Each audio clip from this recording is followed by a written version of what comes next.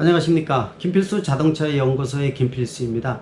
오늘 주제는요, 아마 여러분들 다 운전면허증 다 갖고 계시죠. 바로 운전면허 제도의 문제점, 또 개선점에 대해서 말씀드리고자 합니다.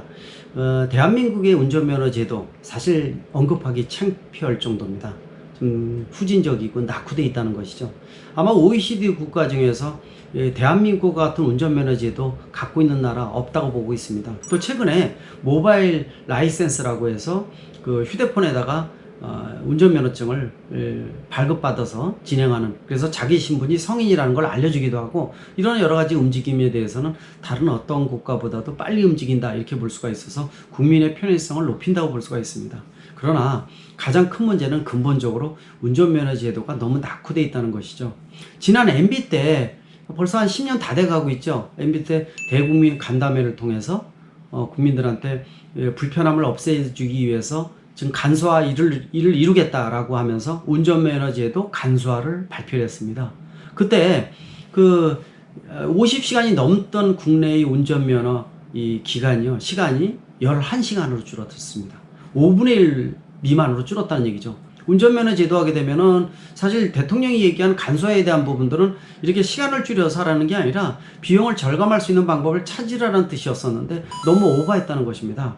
11시간으로 줄어들면서 적성 문제도 700문제로 줄어들었고요. 또 실질적으로 이 기능시험 같은 경우에도 직선 400m로 이루어지면서, 심지어 그 당시에 400m로 된, 지금도 뭐 거의 대동소이한 부분들도 있지만요, 눈을 감고 안대를 끼고 400m 기능시험에 합격하는, 웃지 못할 이런 상황도 발생을 했다는 겁니다. 이게 운전면허가 아니죠. 운전면허 하게 되면 어떤 생각을 가지고 계십니까? 다른 사람의 생명을 담보로 해주는 살인면허증이라고 생각하시면 좋을 것 같아요.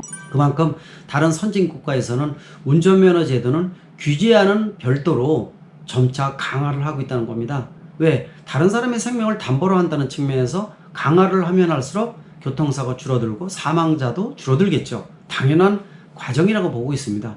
그러나 대한민국은 역행했다고 보고 있는 것이죠. 당시에 11시간으로 되면서요, 난리가 났습니다.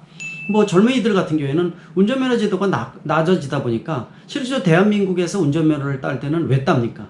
내일이나 모레 차를 구입해서 운전하기 위해서 따는 게 아닙니다. 대부분 자격증 개념으로 하나 따두면 좋거든요. 그러다 보니까 이렇게 수준이 낮은 운전면허 제도를 통해서 쉽게 자격증을 갖고 있으면 이력서에 한 줄 명기하기가 좋겠죠.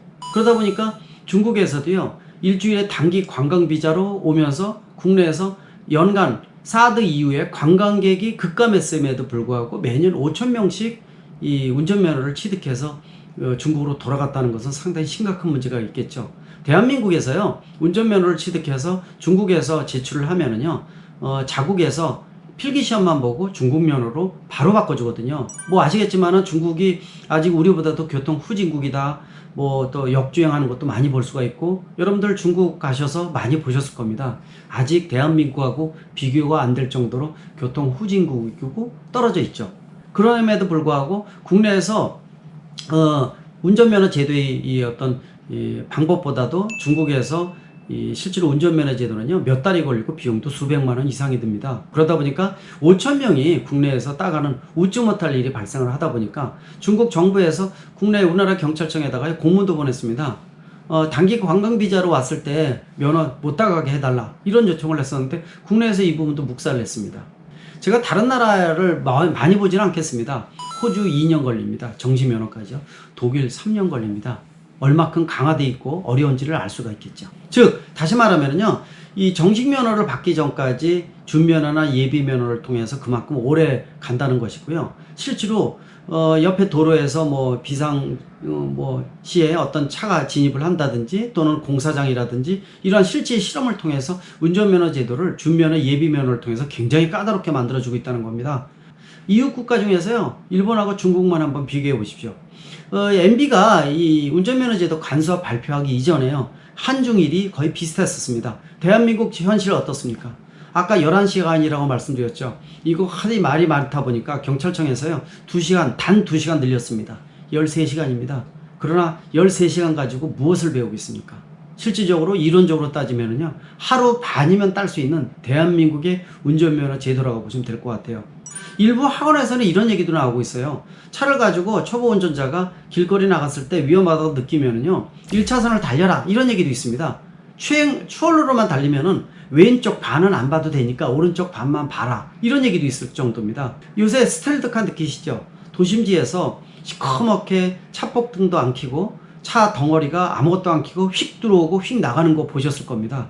이거 운전자들이 깜짝깜짝 놀라죠. 어떻게 저런 차가 아무것도 안 켜고 돌아다니지? 라고 느끼셨을 텐데요. 원인을 확인해 봤더니요, 몇 가지가 있습니다.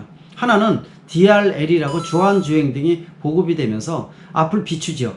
또 가로등이 있다 보니까 자기가 앞이 내다 보이니까 불을 켰다고 생각하는, 착각하는 사람들도 있고요. 또 계기판 자체가 야광판이다 보니까 불을 켰다고 착각하는 부분들도 있다는 겁니다. 그 스텔드카 아무것도 안 켜고 달리는 운전자 중에서요, 초보 운전자가 상당히 있다는 건데요. 왜 아무것도 안 켜고 달리냐 이랬더니 전조등을 켜는 방법을 모른답니다. 기기 조작을 자기 차에 대해서 전혀 모른다는 거죠. 오직 전진만 할 줄 알고요, 후진이나 주차도 못하고 앞에 있는 스위치 조작도 안 되는 이런 상태에서 길거리로 나오는 것이니까 흉기로 작용하고 있다는 거 아마 아실 겁니다. 특히 최근에 코로나19로 인해서 자차가 권장되고 나만의 안전한 이동 수단이 부각이 되면서 차의 판매가 전 세계 중에서 유일하게 6%가 판매가 작년 대비 상승한 유일한 국가가 대한민국입니다. 그만큼 너도 나도 차를 끌고 나오는데 바로 초보 운전자도 많이 끌고 나온다는 얘기죠. 그러다 보니까 길거리에서 초보 운전자라고 딱지 붙은 이런 차들 많이 보시죠. 얼마큼 위험한가를 알 수가 있습니다. 근데 제주도에서도 이러한 관광으로 렌트하는 차량에 대해서 두려움이 많이 높아졌다고 하시죠. 왜 그러냐 봤더니 바로 이런 초보 운전자가 몇 년 동안 운전도 한 번도 안 해본 운전자의 장롱 면허가를 가지고 이 제주도에 놀러 와서요, 렌트를 해가지고 제주시 같은 러시아어 빼놓고 변두리로 나가게 되면 한산하지 않습니까? 바로 운전면허 연습을 제주도에서 한다는 겁니다. 사실 다른 국제사회에 알려주게 되면은요, 대한민국의 운전면허를 인정을 안 하는, 어떻게 보면은 국제 라이센스 가장 많이 돼 있는 국가 중에 하나인데요, 아마 인정 안 하는 국가가 속출할 것으로 보고 있는데요. 지금 13시간 어떻게 보고 계십니까? 가능하다고 보십니까? 운전이 거의 불가능하다는 것이 올바른 방향이라고 볼 수가 있겠죠. 지금 13시간을요, 지금 50시간 이상, 특히 일본이나 중국은 요새 60시간으로 넘어가고 있다고 합니다. 좀 더 강화를 하고 있다는 건데 우리하고 격차가 더 벌어지고 있습니다. 이걸 한꺼번에 50시간 정도를 늘린다는 거 아마 불가능하신 거 아시죠? 또 아마 반발도 커질 것입니다. 그렇다면은 한번 생각을 해보십시오. 1년에 10시간 정도 늘리는 것도 괜찮다고 보고 있습니다. 그러면 내년에는 20시간, 내후년에는 30시간 이렇게 늘려가면은 향후 5년 정도 이후에는 아마 중국과 일본과 유사한 수준이 되지 않을까, 이렇게 지금 기대를 하고 있거든요. 초보 운전자가 낸 교통사고 사망자도 굉장히 많습니다. 제가 제보받은 이런 영상 중에서는요, 사실 방송에 나가지 못할 정도로 굉장히 잔인한 부분들도 있어요. 아이가 차에 끼었는데요, 끼어서 치고 넘어가는데 초보 운전자가 사람을 친 걸 모릅니다. 그 사이에 끼는 아이를 보면서 그 부모가 울부짖는 모습이 보입니다. CCTV에 굉장히 명확하게 찍혔는데, 이런 장면 여러분들 만약에 방송에 나간다면 어떻게 생각되십니까?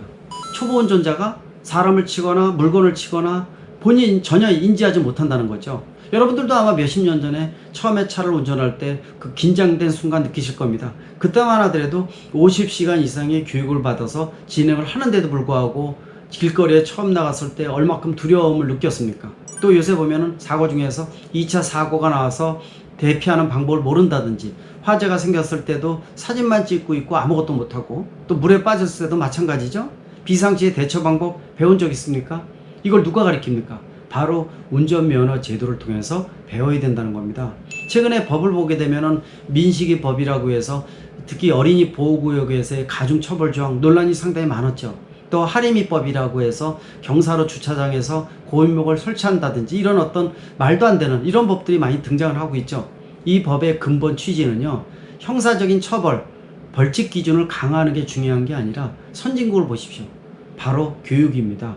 이런 어떤 전제적인 교육이 전무한 상태에서 벌칙 조항만 강화한다는 것은 앞뒤가 안 맞는 분명한 논리라고 보고 있습니다. 그런 측면에서 좀 더 대한민국에서 운전면허 제도를 제대로 개선을 해서 좀 더 최소한 이 호주나 독일 이런 선진국이 아니더라도 최소한 일본이나 중국만큼은 돼야 되지 않느냐, 분명히 강조할 수 있습니다. 감사합니다.